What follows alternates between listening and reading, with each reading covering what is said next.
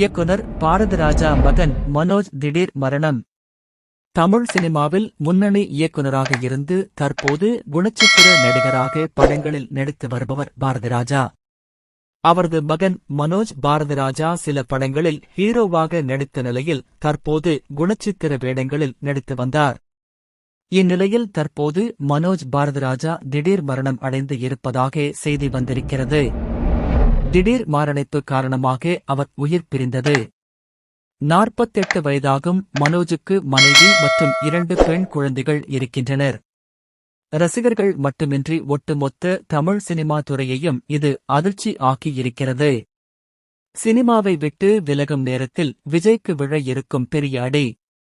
அவன் பொருளை எடுத்து அவனை செய்தது என்று சொல்வார்கள். அதைத்தான் விஜய்க்கு செய்ய இருக்கிறார் பிரபல வாரிசு ஒருவர்.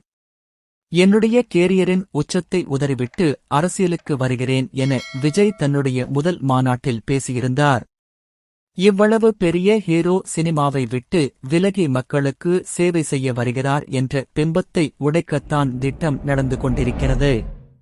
விஜய் ஜனநாயகன் படத்தின் படப்பிடிப்புக்கு பிறகு முழுநேர அரசியல்வாதியாக களம் இறங்குகிறார்.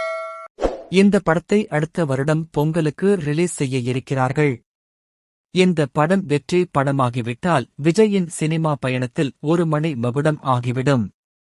தோல்வி அடைந்துவிட்டால் சினிமாவில் மார்க்கெட் இல்லாததால்தான் அரசியலில் குதித்தார் என பிரச்சாரம் செய்ய ஆரம்பித்து விடுவார்கள்.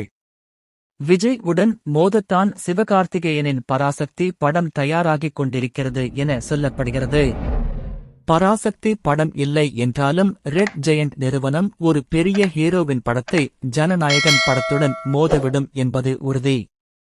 அரசியல் பின்புலத்தை வைத்து ஜனநாயகன் படத்திற்கு தியேட்டர் கூட கிடைக்க விடாமல் செய்வதற்கும் அதிக வாய்ப்பு இருக்கிறது.